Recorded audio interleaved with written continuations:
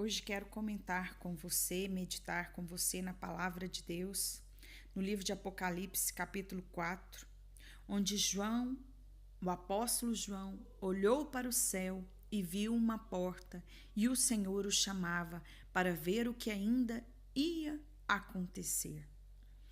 João foi ao céu em espírito, seu corpo ficou na terra, e ele viu alguém assentado no trono, mas não ousou descrever.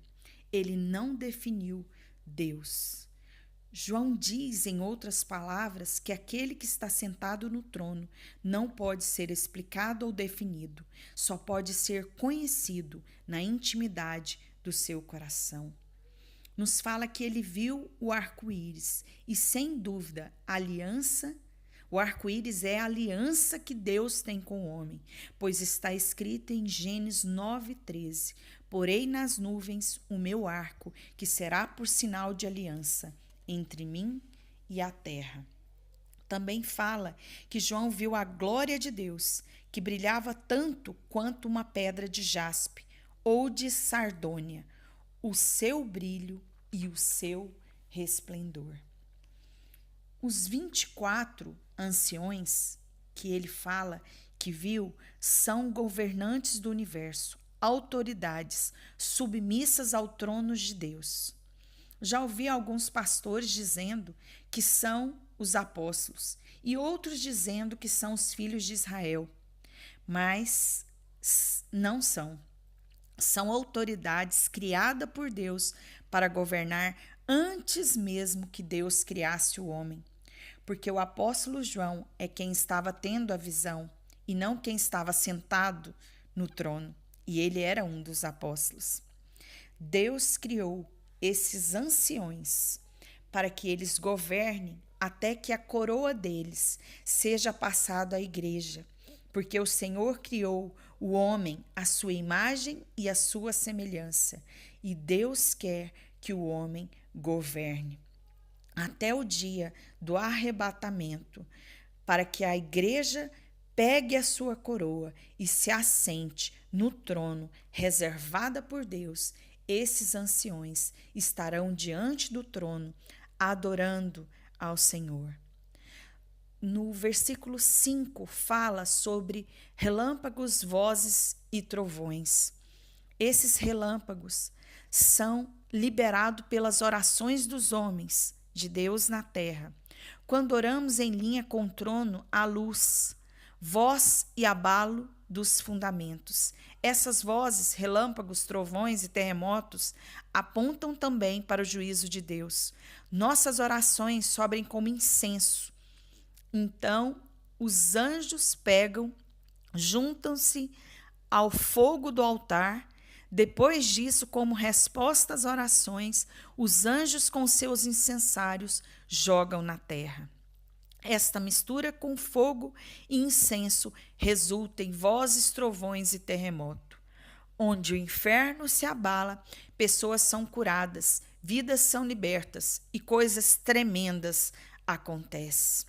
Por isso, não deixe de orar. As 7 lâmpadas de fogo, que são os 7 Espíritos de Deus, nos fala da presença de Deus.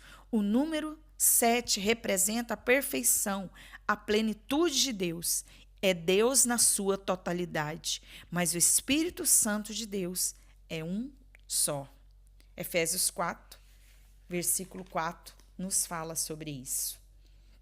Deus é a lâmpada para os nossos pés e luz para o nosso caminho é a palavra de Deus. No versículo 6, havia no trono um mar de vidro semelhante ao cristal. Isso significa que diante de Deus há um lugar para transparência, verdade, justiça de Deus. Quem se vê na luz de Deus nunca mais consegue ser o mesmo. O grande sinal de quem contemplou o trono de Deus é o arrependimento. Isso nos mostra o poder de Deus em nossas vidas. A qualidade da nossa vida cristã depende da revelação que temos sobre o trono de Deus. também nos fala sobre 4 seres viventes, cheios de olhos por diante e por trás, são ministros diante do trono. A razão de sua existência é o adorar a Deus incansavelmente. Proclamam de dia e de noite: Santo, Santo, Santo, o Todo-Poderoso. Esses olhos, diante e de trás, ao redor e por dentro, são as portas da alma. São seres com visões espirituais. O que você vê caracteriza suas atitudes e elas determinam quem você é. Jesus diz que os olhos são as lâmpadas do corpo. Com tantos olhos, esses seres vivem na completa luz. Eles possuem visões em 4 dimensões. À frente, visão do futuro. De trás, visão de retaguarda, onde o inimigo age no passado. Ao redor, visão sensível para ver a necessidade do outro. E a 4ª visão, a interior, olhos por dentro. Os seres possuem a face do leão, do homem, do novilho e da águia. Cada qual tem um significado, mas todos apontam para a pessoa de Jesus Cristo. Os 4 evangelhos. Vejamos o leão. Leão, Jesus é o leão da tribo de Judá. Mas Jesus também é o novilho sacrificado. Mas também é a imagem e semelhança de Deus como homem. Ele é do céu como a águia. E tudo isso representa os 4 evangelhos. O evangelho de Mateus é a face do leão, pois é a face do rei. Em Mateus, Jesus é mostrado como rei. A face do novilho é o evangelho de Marcos, onde é mostrado como servo, o novilho que trabalha no arado. Mas Lucas mostra que Jesus, como homem, é muitas vezes chamado Filho do Homem.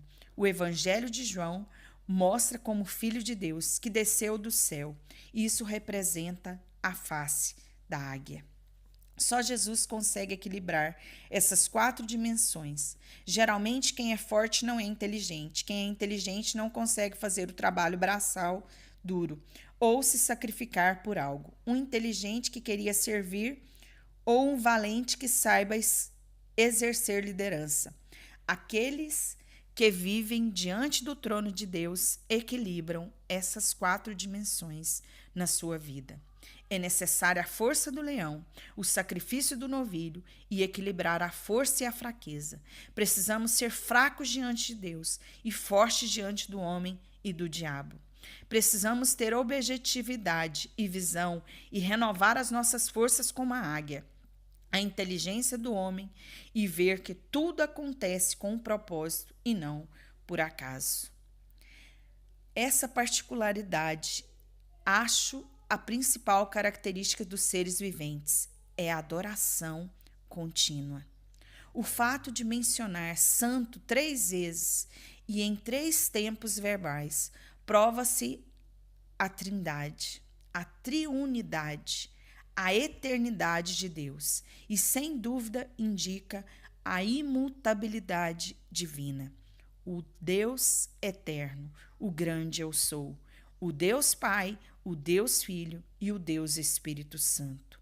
O que há de vir nos fala da volta de Jesus e isso deve ser vivo em nós mesmo, de verdade. Amar a volta de Jesus, a vinda do Senhor, precisa estar continuamente em nossos corações.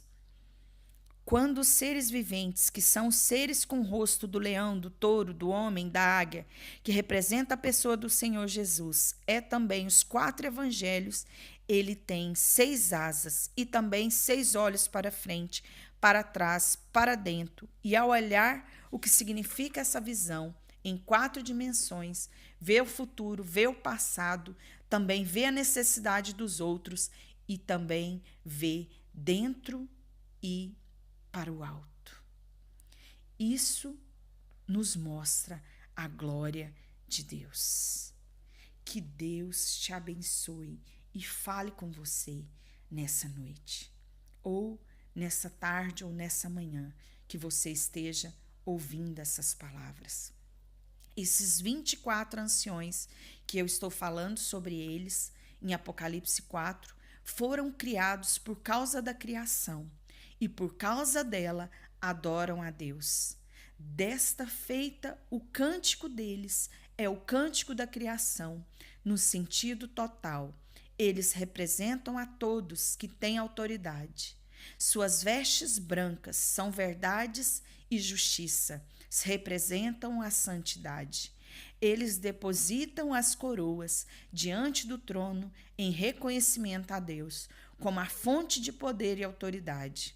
Além disso, se prostram cada vez que os seres viventes dão glória a Deus. Só fica de pé diante do trono aquele que está prostrado em rendição ao Senhor.